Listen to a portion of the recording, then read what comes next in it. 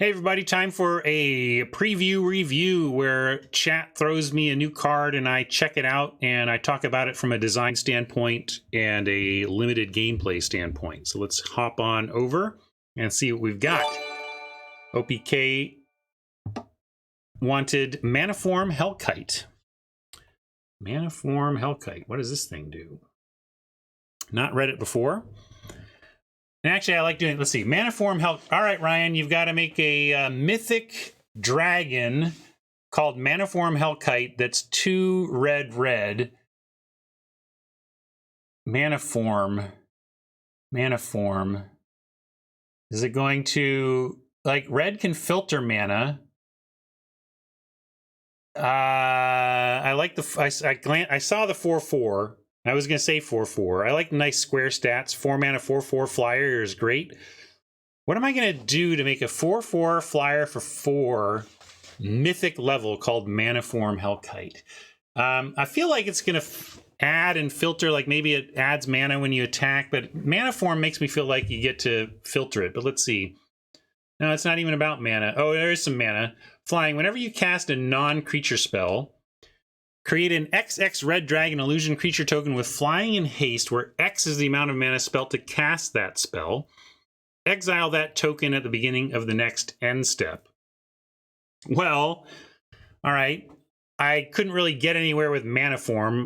That was a dead end. I was trying to sniff out where they were going with it by that word, but it's not a dead end. I mean, I see the flavor of it, right? You have spent mana on this other thing, and it has formed a dragon as a side effect.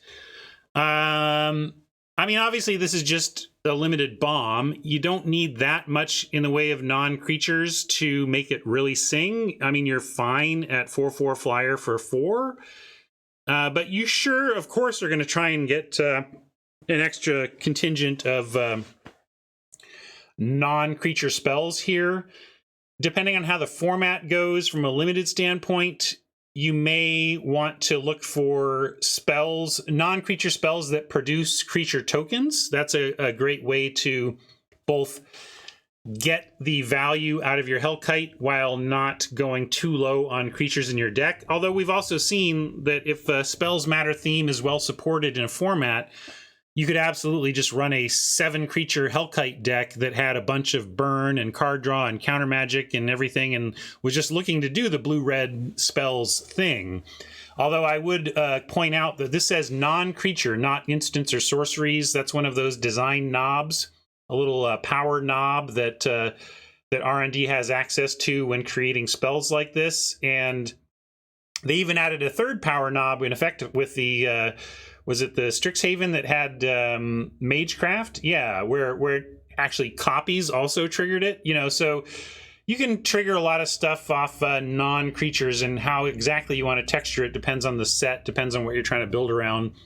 But non-creature, much more powerful than instant or sorcery, mainly because it gives you, of course, enchantments and artifacts and planeswalkers, triggering that as well. And when you can trigger something like Manaform Hellkite with other stuff besides just instant and sorceries, it gives it much more play, much more build aroundness. But that's more of a constructed thing, of course. Is this going to be a constructed force? I think so, although we're kind of at a point in Standard where if you spend 4 mana on a creature that doesn't immediately impact the battlefield, is it good enough? I mean, I think it's crazy that I'm even having that thought. Like, is a 4/4 flying dragon for 4 that does this good enough?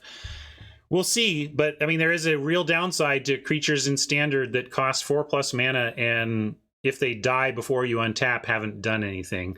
Of course, in this case, you could also play this on turn 7, holding up your cancel or whatever effect that's like it, and then protect it. So might be worth protecting in limited as well, especially if you can get some value out of it that way. Although the trouble is, being reactionary with Manaform Hellkite, you're not often going to get a creature that's relevant. If you counter their attempt to kill it on your their second main phase, then yeah, you get a dragon, but it doesn't do anything, right? So limited bomb. What do I think about it from a design standpoint?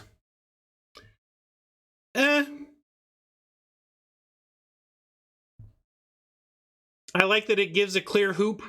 I like cards that tell players what to do, but not exactly how to do it. It tells you what to do, but leaves you a lot of room to maneuver within that. I think that's the best kind of design space. Your newer players are going to look at this and not be lost. They're going to be like, okay, I get it. I opened my first Mythic. This is my first Magic set ever and my first Mythic ever. What do I do with it? Oh, I play some things that aren't creatures and I make all these sweet extra dragons.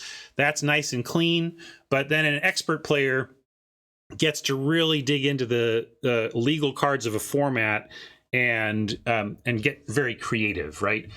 So open-ended with direction is an excellent way to design any game piece, but especially Magic cards. You want to give your players the feeling that they have choices to make, that they can make this card their own, but you don't want to leave them wondering how it works or confused at how this card is supposed to be effective. And then you're pleasing both your new players and your experienced players, because it's a very easy to grok puzzle, but the puzzle goes super deep, of course. The puzzle being how to maximize a Manaform Hellkite. Yeah. All right. Well, I hope you open some of these, pack one, pick one, or let's get really bold. I hope you get this pack 3, pick one when you're already red X spells. How about that? Good luck.